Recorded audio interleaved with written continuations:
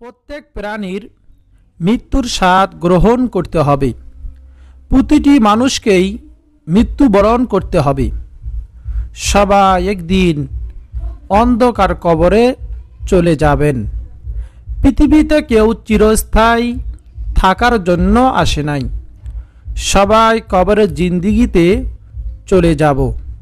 প্রিয় দর্শক, কবরের মধ্যে যখন ফেরেশতারা আপনাকে উঠাইয়া বসাইয়া প্রশ্ন করবে, তিনটি প্রশ্ন করবে।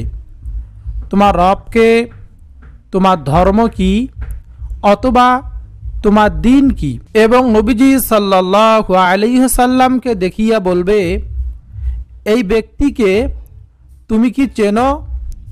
তখন যদি আপনি আমি নবীজি সাল্লাল্লাহু আলাইহি সাল্লামের প্রতি দুনিয়াতে থাকতে দরুদ শরীফ বেশি বেশি পরিমাণে পাঠ করে যেতে পারেন, ইনশাআল্লাহ সাথে সাথেই আপনি নবীজি সাল্লাল্লাহু আলাইহি সাল্লামকে দেখিয়া বলবেন, হ্যাঁ, ইনিই তো আমার মায়া নবী রহমতুল্লিল আলামিন।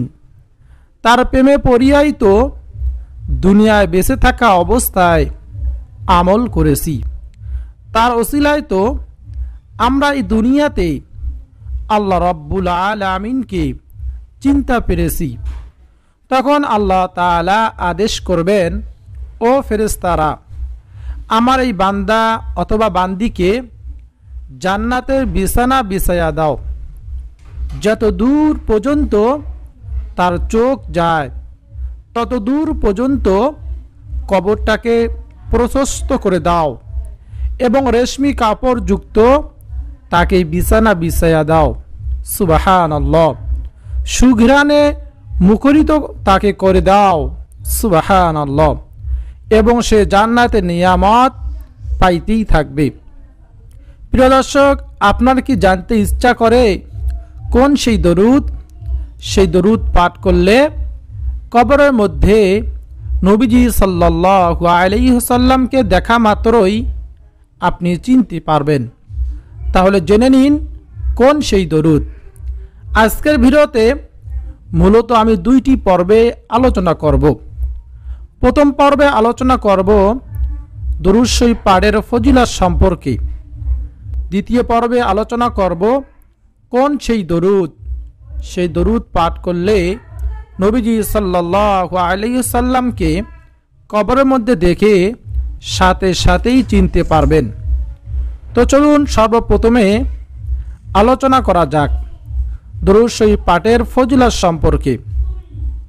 আল্লাহ রাব্বুল আলামিন পবিত্র কোরআন মাজিদের মধ্যে বলেন, ও আমার বান্দা বান্দিরা, তোমরা আমার নবীর প্রতি রহমতের দোয়া করো, কারণ আমি আমার ফেরেশতাদেরকে সাথে রইয়া নবীজির প্রতি রহমতের দোয়া করি। সুবহানাল্লাহ। এখানে একটি বিষয় স্পষ্ট যে সারা পৃথিবীর সমস্ত মুফাসসিরে কিরামগণ একমত যে এখানে রব্বুল আলামিন দরুদ শরীফ পাঠের নির্দেশ দিয়েছেন।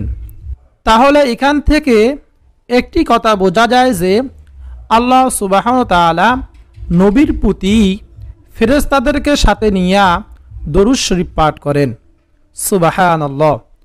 তাহলে আমরা কেন নবীর উম্মত হই, আমরা কেন নবীজি সাল্লাল্লাহু আলাইহি সাল্লামের প্রতি দরুদ শরীফ পাঠ করব না?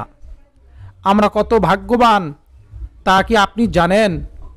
অন্যান্য নবী রাসূলরা কত আফসোস করতেন, হায়রে কপাল আমাদের, যদি আল্লাহ তাআলা আখিরি নবীর উম্মত বানাতেন তাহলে তো জীবনটা ধন্য হয়ে যাইত। মানুষ প্রশ্ন করে কেন? তখন তারা বলেছিলেন, আমাদের গুনাহের কারণে আমাদের উম্মতেরা একটি গুনাহের কাজ করলে নির্দিষ্ট জায়গায় গিয়ে ক্ষমা চাওয়া লাগে, কিন্তু আখিরি নবীর উম্মতেরা এমন হবে যে তারা গুনাহ করলে কোনো নির্দিষ্ট জায়গায় যাওয়া লাগবে না, যেখানে বসে ক্ষমা চাইবে সেইখানে আল্লাহ রাব্বুল আলামিন তাদেরকে ক্ষমা করে দিবেন। তারা আরও বলেন যে আমরা আমাদের উম্মতেরা তো গুনাহের কাজ করলে তাদের চেহারা পাল্টা যায়, শুকর হয়ে যায়, বানর হয়ে যায়। আর আখেরি নবীর উম্মতেরা যদি সারাটা জিন্দিগির ভর গুনাহের কাজ করে তাহলেও তাদের চেহারা পাল্টাবে না। বলুন না সুবহানাল্লাহ। আল্লাহ রাব্বুল আলামিন নবীজির বরকতে তাদের চেহারাটাকে ঠিক রাখবেন।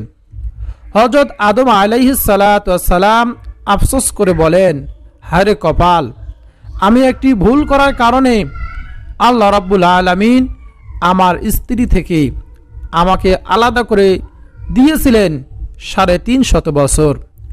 আর আখেরি নবীর উম্মতেরা এমন হবে যে তারা যদি কোনো ভুল করে, গুনাহের কাজ করে, তারপরও আল্লাহ রাব্বুল আলামিন তাদের স্ত্রী থেকে তাদেরকে আলাদা করবেন না।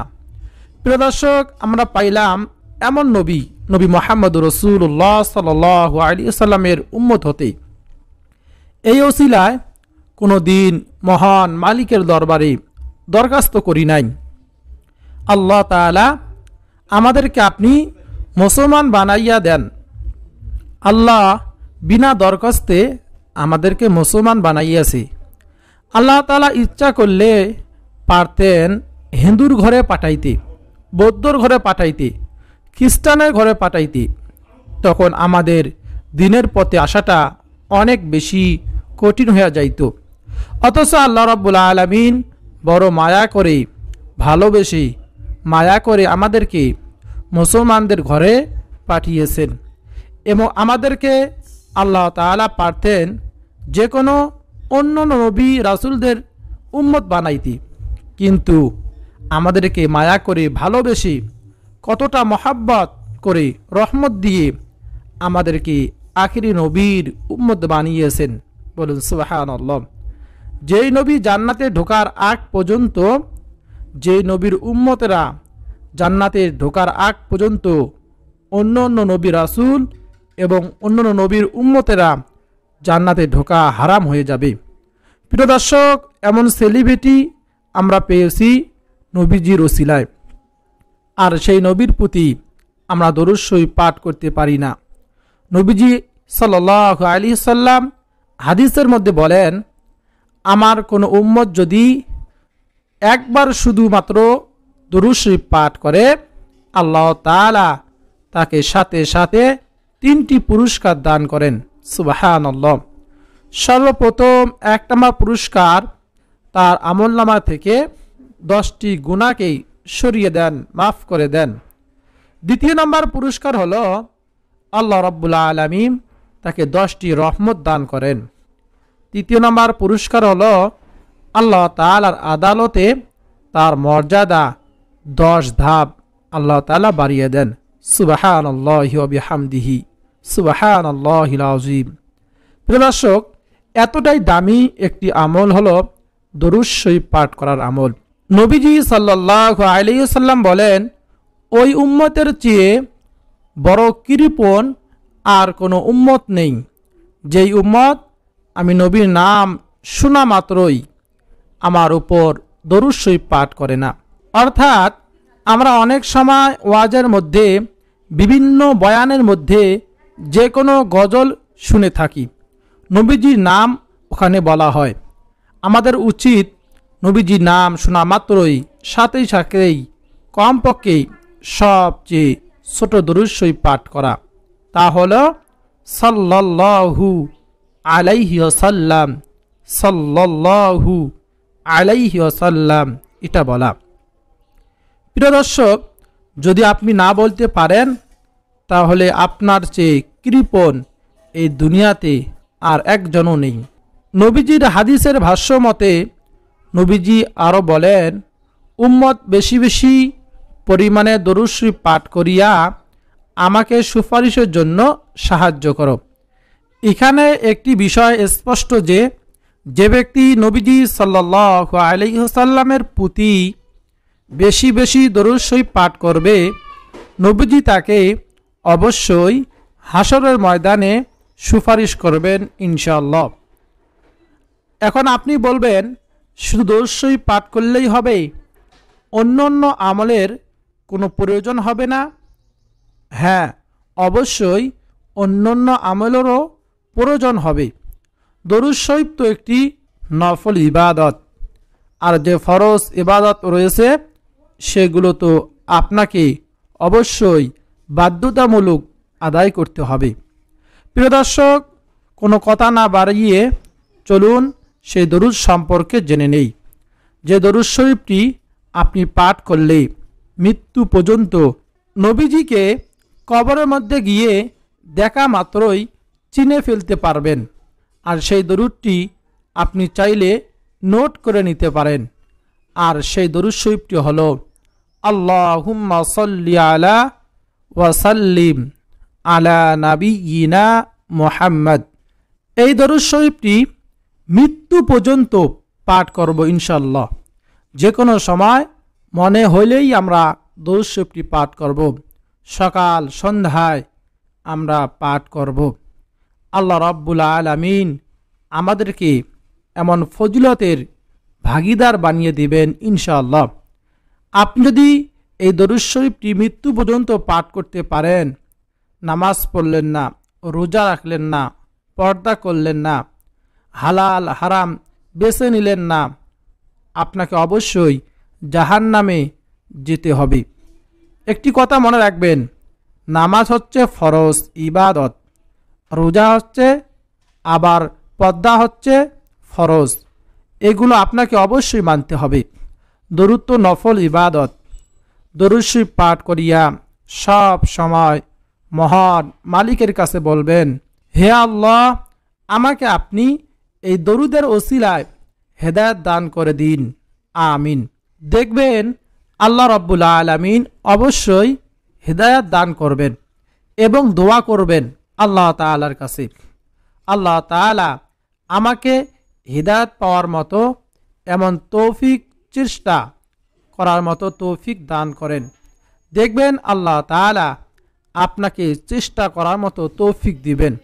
আর তখনই আপনি নেকের কাজগুলো করা শুরু করবেন এবং মৃত্যু পর্যন্ত নেকের কাজ করবেন এবং এই দরুদগুলো পাঠ করবেন ইনশাআল্লাহ।